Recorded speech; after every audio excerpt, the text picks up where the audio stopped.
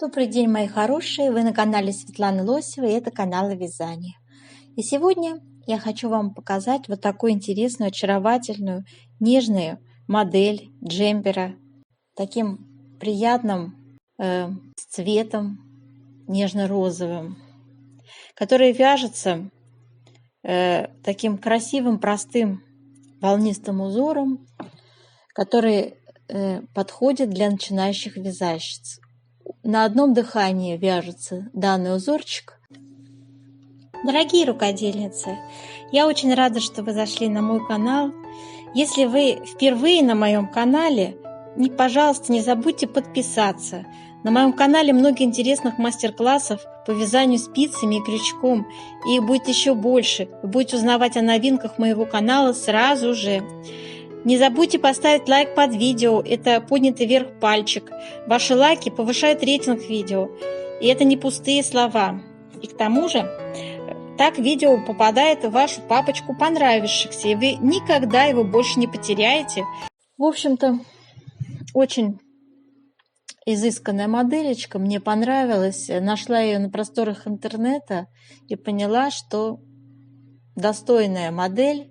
И нужно найти этот узор, нужно подобрать выкройку и сделать описание. Я считаю, что данную модель легко связать спицами. Это вариант, я так понимаю, из какого-то интернет-магазина, и это машинная вязка, девочки.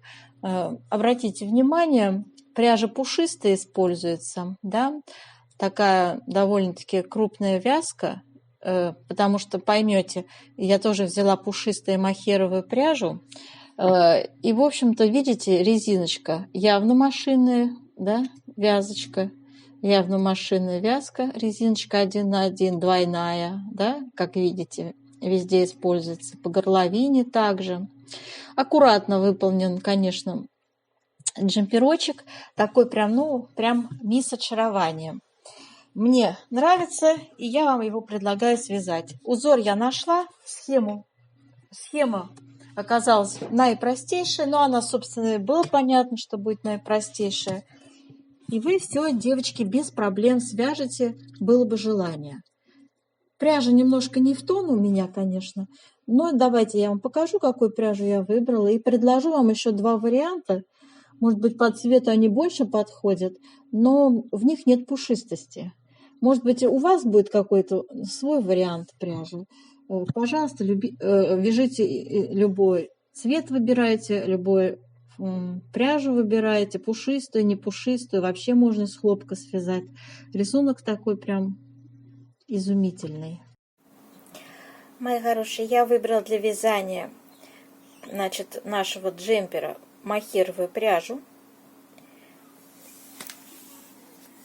Производитель у нас Нака Супер Ангора. Это турецкая пряжа. И ее составчик. Посмотрите. Значит, вот такой у нас цвет используется, если кому интересно. 100 граммов у нас, как видите, 395 метров. Вот такой рекомендуемый размер спиц и крючка. 3,5-4, да, спицы. И состав 10% у нас идет мохер, 15% шерсть, 75% акрил. Так что пряжа очень приятная, мягкая, потому что, сами видите, процентное содержание всех состава, который дает колкость, да, пряжа у нас больше состоит все-таки из акрила, но она довольно пушистая и довольно мягкая, приятная к телу.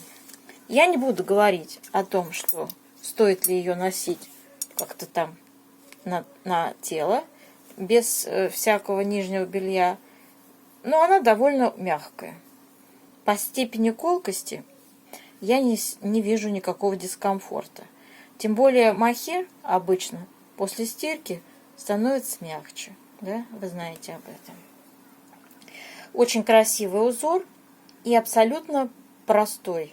Он вяжется, в общем-то, очень легко. 100% для начинающих я ее рекомендую, этот узор. И вообще этот джемпер очень простой. Он в классическом таком стиле выполнен. Вы видели, выкройка классическая.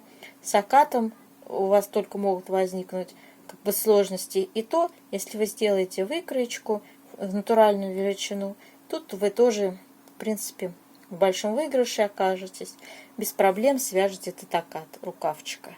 Так, я составляю описание, составляю вам, в принципе, все рекомендации в конце видео, как распределить узор на тот или иной размер. Поэтому, пожалуйста, девочки, у вас есть все в руках для того, чтобы начать вязать. Вообще никаких сложностей, в принципе, не должно быть. Спицы я использовала 4 четверочку. И узорчик, видите, какой он волнистый такой получается, интересный. Пряжа у нас простая. Ну, а еще, когда я готовилась к мастер-классу, конечно же, я начинаю с подбора пряжи, да, мои хорошие. И у меня, в общем-то, стал выбор между пряжей вот такой, Alize Classic Lana Gold Fine, тоже турецкая пряжа, в ней больше процента содержания шерсти, как видите, 49%, но ниточка по метражу, видите, тоже в 100 грамм 390 метров, так же, как у нас 395 там, да. То есть, девочки, вот такой цвет, где тут цвет? Вот такой цвет, очень подходящий нам тоже, в принципе, розоватенький такой, 161. Вот, и если у вас возникнет желание не вязать пушистость, вот такую махеровую, да, берите вот эту пряжу. Берите эту пряжу. Очень хорошая пряжа. У меня ее несколько расцветок много. Правда, я из нее особо ничего еще не вязала крупного. Но по аналогии я вязала другие вещи этой фирмы. Мне очень нравится. Скруточка у ниточки хорошая, да. И я думаю, что если вы возьмете те же самые спицы и эту пряжу, то у вас будет такая же плотность получаться. И, в принципе, вы без проблем свяжете изделие по моему мастер-классу, по моему описанию. Вот так. Видите, вот я сравниваю их цвета.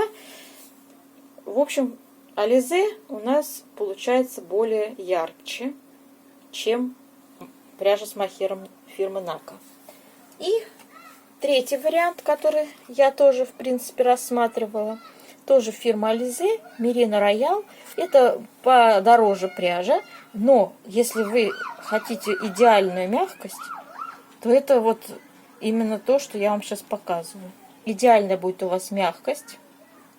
Color 31. Идеальный цвет вписался в модельку. Она там, конечно, у нас с меланжевым таким каким-то получилось вкраплениями бело-розовое, да, а здесь ровный розовый цвет, нежный такой, приятный. Смотрите, шерсть у нас 100% шерсть меринос, да, понятно. Она подороже, 50 грамм у нас получается, сейчас скажу, 175 метров, ну 350 получается 100 грамм. Это ни к чему не обязывает, если ниточка даже тоньше намного, чем вот наша пушистость с вами, с махером. Вот я вам сравнение показываю, да, видите. И если я возьму fine, и сравню с нашим вот этим мерино, видите, вот такая структурность. У этой чуть пушистость есть, у файна, да, у мерино вообще никакой пушистости, но она идеально мягкая, девочки. Идеально мягкая. По поводу плотности вязания не могу сказать, но скорее всего будет такая же плотность, где-то около 1,65 будет, 1,7 петель в 1 сантиметре. В общем, вот так. Вот так что я вам хотела бы рассказать. Вот эти все 3 наших клубочка рекомендованных. И пожалуйста, выбирайте. Если у вас есть, бюджет позволяет, берите вот это Merino Royal. Все остальные более бюджетные варианты. Так Так что вот такой расклад у нас получается. Давайте посмотрим схему, посмотрим выкройку. Использую, значит, вот такую схему я использовала для вязания. Посмотрите, нашла ее. Конечно, прям похоже очень на ту модель из интернет-магазина. 18 у нас получилось петель по ширине и 4 ряда в высоту раппорт. Он выделен фиолетовым, вот как видите, да? Девочки, кому надо, сделайте себе скрин, хотя эту схему я размещу одновременно еще в своем профиле в Одноклассниках. И ссылочку под видео постараюсь не забыть вам выложить. Меня найти в Одноклассниках очень просто. Иногда спрашивают, как вас найти. Просто забейте Светлана Лосева.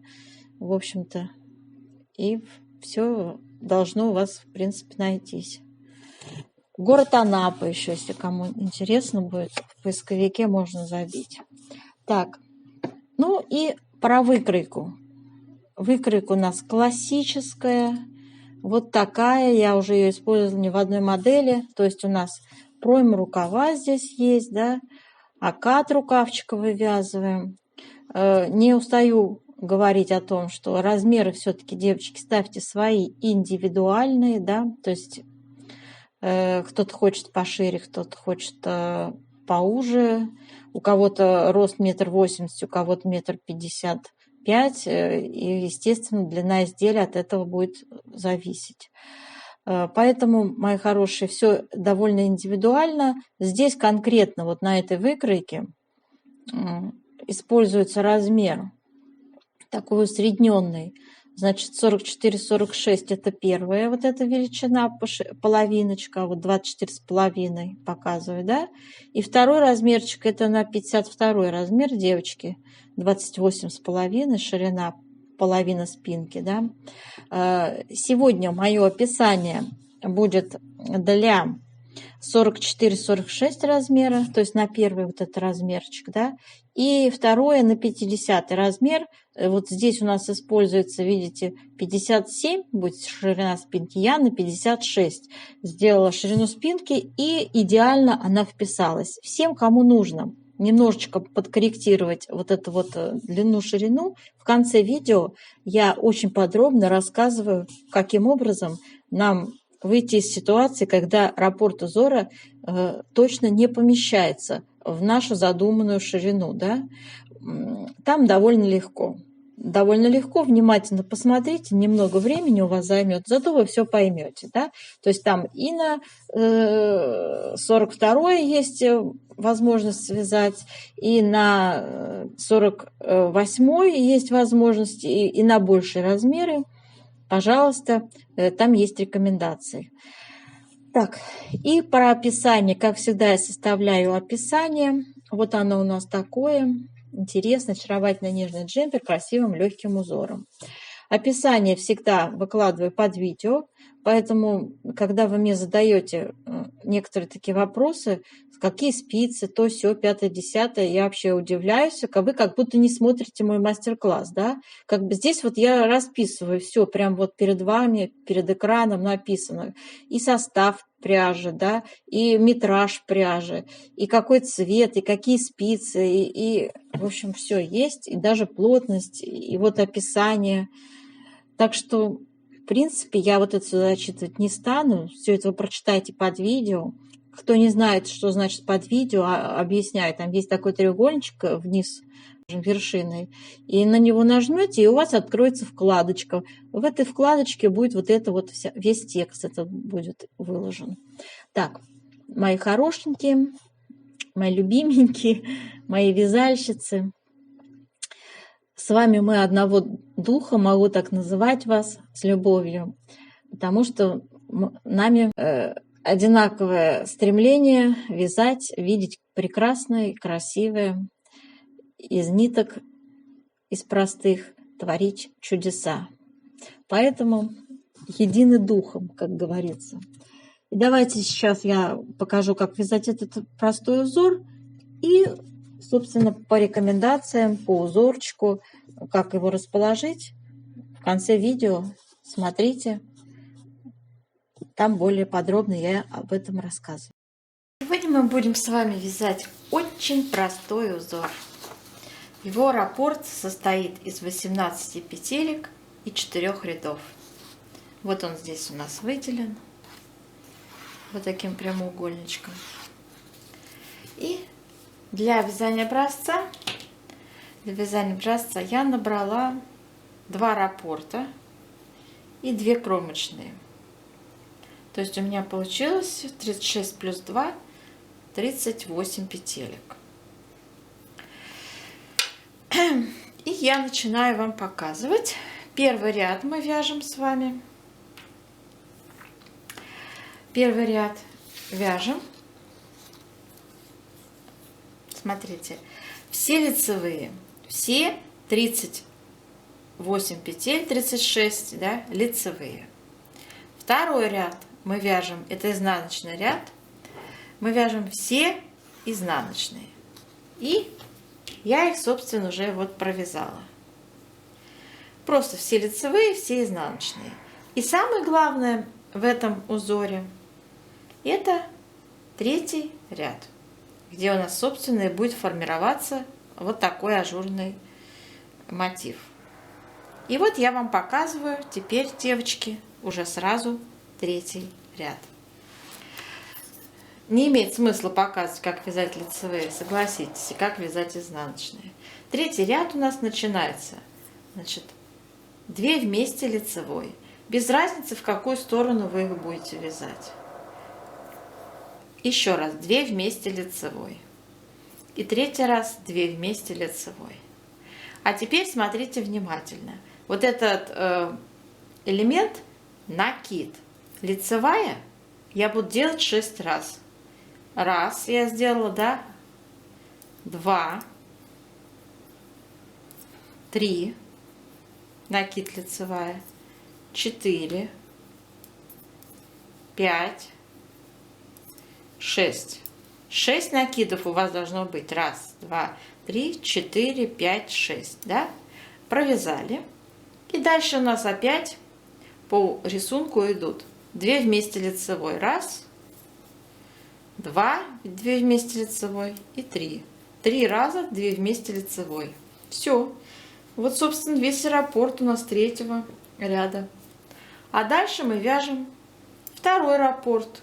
Снова 2 вместе лицевой. Раз, 2 вместе лицевой. 2, 2 вместе лицевой. 3. И опять накиды. 6 накидов с лицевой. То есть накид, лицевая, накид, лицевая, накид, лицевая, накид, лицевая, накид, лицевая, накид, лицевая. Должно быть 6 раз.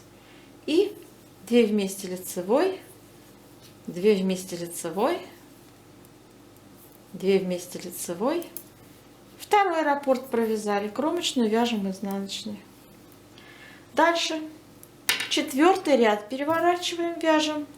Изнаночный ряд у нас вяжется изнаночными петельками. Накиды тоже вяжутся изнаночными.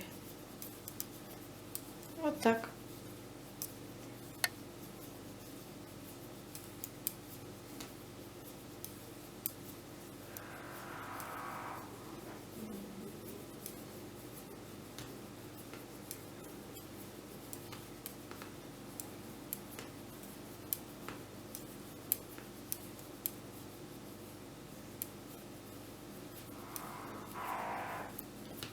И после этого, девочки, после этого, как вы свяжете этот изнаночный ряд только изнаночными петельками, вы снова начинаете вязать с 1-го ряда. Снова с 1-го ряда, которые, как я вам уже говорила, но не вязала с вами, вяжутся просто все лицевые. А вот сейчас я вам их покажу. Просто все лицевые вяжутся. 1-й кромочный снимаем. И весь раппорт вяжем лицевые петельки. А 2-й ряд вяжем изнаночные петельки. Вот такой вот очень простейший, наипростейший, но не менее красивый узор. Сейчас, девочки, мы будем делать влажную тепловую обработку нашего образца. Вот таким образом я горячим паром его обдаю. Он у нас становится влажненьким таким, пластичненьким. И я его вот так тщательным образом растягиваю в разные стороны.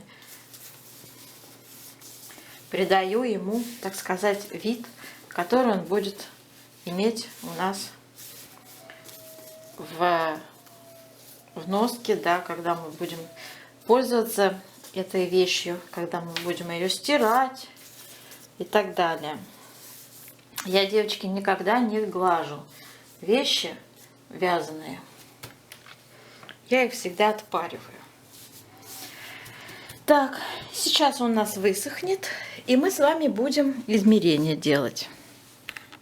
Так, мои хорошие, я начала делать измерения нашего образца. И вот у меня 23 получается везде. Здесь 23 тоже. В общем, 23 сантиметра наш с вами получился узорчик. Так, 23 сантиметра. И сейчас нам понадобится машинка счетная, чтобы мы смогли с вами сделать вычисления. Итак, мы набирали 38 петель, как вы помните, для вязания образца. И мы их делим с вами на 23 сантиметра. Получаем 1,65. Вот такая у нас с вами получилась плотность. То есть я пишу, что в одном сантиметре 1,65 петель. 65 сотых петель. Вы, конечно, можете сделать округление, то есть 1,7 сделать, да? Но я все-таки стала в последнее время придерживаться мнения, что будем мы округление делать до сотой доли, да? Так, и что теперь нам дальше нужно сделать? Померить еще также по вертикали. По вертикали. Итак, по вертикали я меряю, значит, а вот тут по вертикали будет сложно сделать. Видите, он же волнистый, да, девочки, волнистый узор. Тогда, как же нам сделать? А давайте померяем и средние посчитаем. Так, вот у нас 9,5 в узком месте, а здесь у нас 11,5.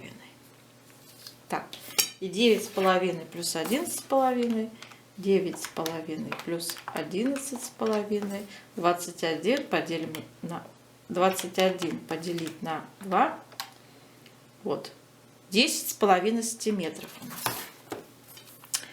То есть 10,5 сантиметров, а рядов у нас с вами сколько получалось? Сколько здесь я раппортов связала? Значит, раз раппорт, 2, 3, 4, 5. У меня получилось 5 раппортов в высоту. Без одного ряда. 5 раппортов в высоту. Это 20 рядов, правильно?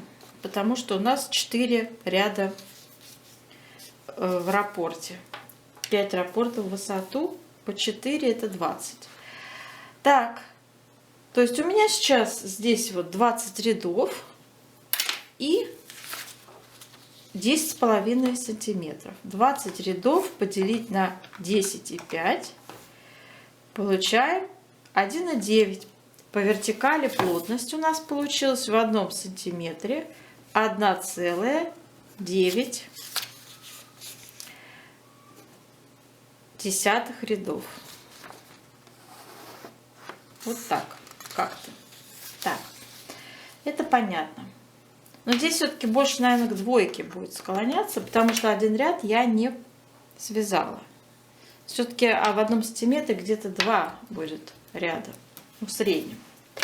Вот такая у нас с вами получился такой расклад, да? А теперь мы должны с вами, исходя из нашей с вами ширины спинки, то есть из нашего размера, грубо говоря, и наших каких-то индивидуальных предпочтений, то есть хотите, чтобы это было что-то поуже, типа водолазки облегающей, ну, хотя я бы не рекомендовала, если вы будете вязать из такой же ниточки, вязать водолазку. Это очень облегающее. Все-таки мохер нужно делать довольно свободные, потому что это воздушность, это вот такая вот какая-то эфемерность полотна, вот такая, она предполагает именно воздух. То есть все-таки это не водолазка, нет. Это все-таки джемпер свободненький такой. Это мое личное мнение. Я его никому не навязываю. Так, поэтому, мои хорошие, значит, усредненные мы берем в своем показателе, предположим, 50 сантиметров. Да? 50 сантиметров это будет у нас с вами ширина спинки, ну, скажем так, на 46 размер. Пусть даже 44 посвободнее. 49-50 сантиметров. Вот так. Ну, давайте посчитаем 50 посвободнее. 50 у нас умножается на 1,65 плотность. И получаем 82 петли. 82 петли. И 82 петли нам нужно поделить на наш раппорт 18. И у нас получается число 4,5.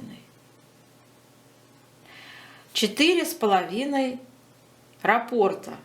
Но мы с вами половинку раппорта никак разделить не можем. У нас здесь накиды идут, а здесь идут две вместе. Да? То есть эти половинки разделить никак нельзя. Целиком раппорт должен быть. Иначе у нас количество петель будет просто потеряно. Да? Понимаете мою мысль?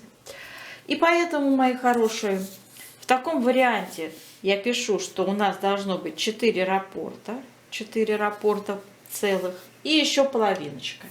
Теперь идем следующим путем. 4 раппорта умножить на 18.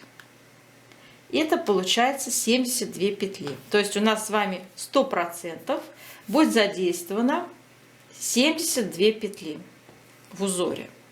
И остается у нас с вами 10 петель неприкаянных. Помните, да, у нас должно было быть 82 петли по нашему с вами раскладу. 82 петли по нашей спинке должно быть. Поэтому из 82 я вычитаю 100% используемых 72 петли узора. У меня получается 10 петель поделить на 2, да? И мы с вами получаем 5 петелек. 5 петелечек. По 5 петелечек я советую вам просто лицевой гладью присоединить к вашему полотну. То есть, смотрите, справа и слева. Смотрите, то есть у вас полноценных 4 раппорта умещается в узоре, да? То есть я пишу, смотрите, 18, 18, 18 и 18. 4 раппорта по 18, да? Полноценных. И по 5 петелечек у нас идут с вами с двух сторон. Но обращаю внимание, из этих 5 петелечек у нас будут с вами кромочные еще. То есть, по сути, у нас получается 1 кромочная и 4 лицевые. Да? Вот так. И эти 4 лицевые, поверьте мне, они будут вообще там не видны в узоре. Да? 4 лицевые. Так, вот таким образом, мои хорошие, я вам советую поступить. То есть 4 раппорта по центру идут у нас целиком, и по бокам по 4 лицевые и по кромочной. Итого получится 82 петли. Если у вас маленький размер, да, 42, предположим, размерчик, у вас, конечно, спинка будет совсем маленькая. То есть вот эти 4 лицевые, можно их просто убрать. Ну, может быть, 1 лицевая добавить. Я не могу сказать, какая у вас спинка. Я просто говорю, что регулировать ширину своего изделия вы сможете с помощью вот этих лицевых петель. Легко. Прибавляйте, убавляйте, как хотите. Да? Понятно. Я думаю, что даже если у вас будет 52 размер, предположим, 50 размер, предположим, 56-57, у вас будет спинка. Сейчас попробую посчитать. Там, по-моему, такой же расклад будет. 56, предположим, да, умножить на 1,65. Нашу плотность 92 петли, да, то есть это 92 петли. И 92 петли мы также поделим с вами на 18. У нас, о, мои хорошие, у нас 5 рапортов умещается. Это замечательно. Прям целиком 5 рапортов, да? То есть, смотрите, какой расклад. 5 умножить на, получается, 18. Это 90 петель. Гляньте, как мы идеально вписались. 90 петель плюс 2 кромочные. Вот наши нужные 92 петли. Представляете? На ширину спинку 56, если вы захотите сделать. То есть это где-то 50-52 размер, мои хорошие. Представляете, как хорошо тут получается?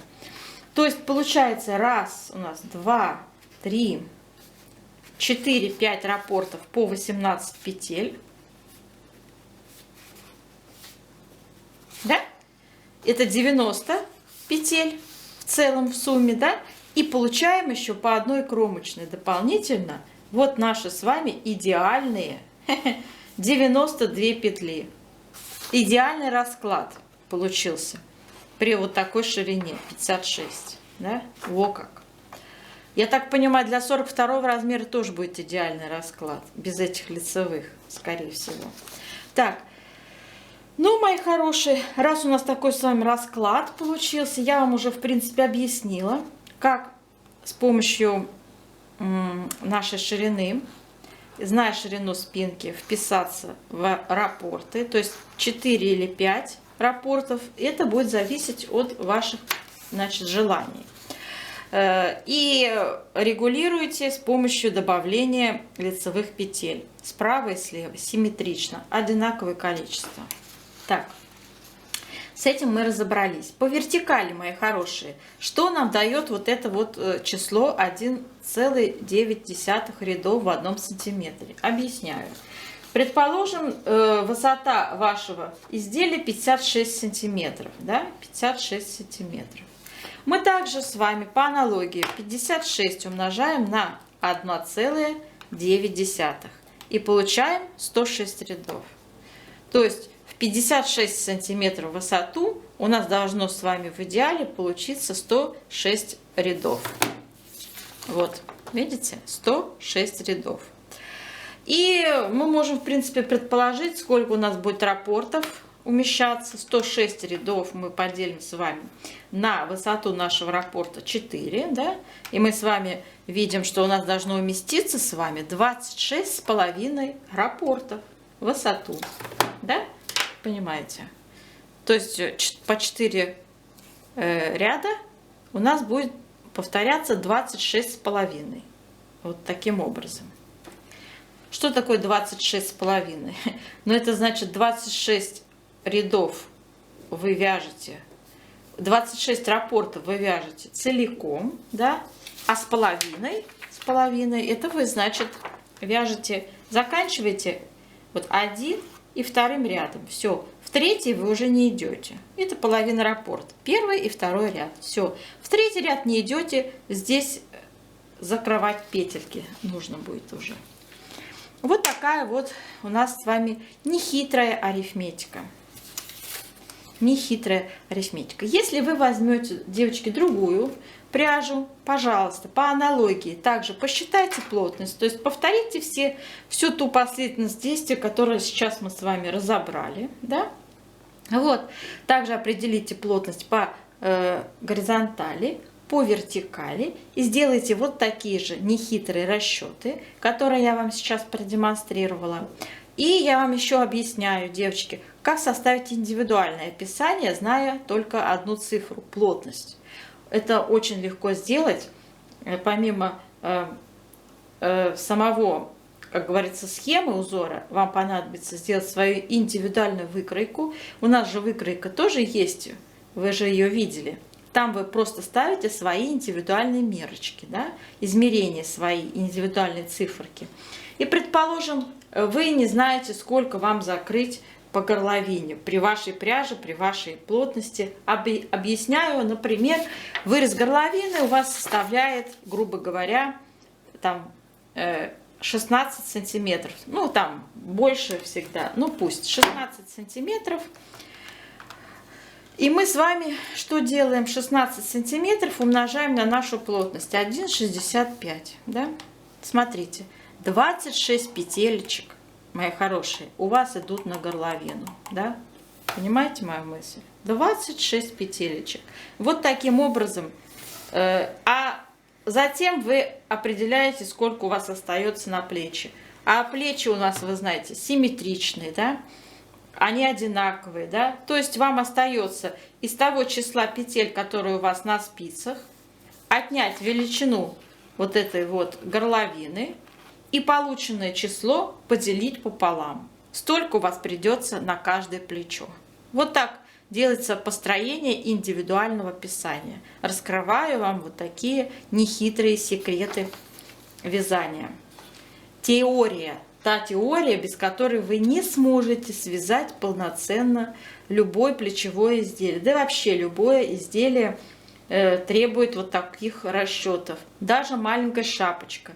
Обязательно плотность нужна, обязательно измерение объема головы, да, то есть вы измеряете размер своей головы. И после этого вы знаете конкретно, сколько петелечек вам стоит набирать. Я желаю вам, чтобы все у вас получилось. Я желаю вам удачи, мои хорошие, чтобы все у вас получилось, и вы были удовлетворены тем результатом своей работы, который получите. До новых встреч!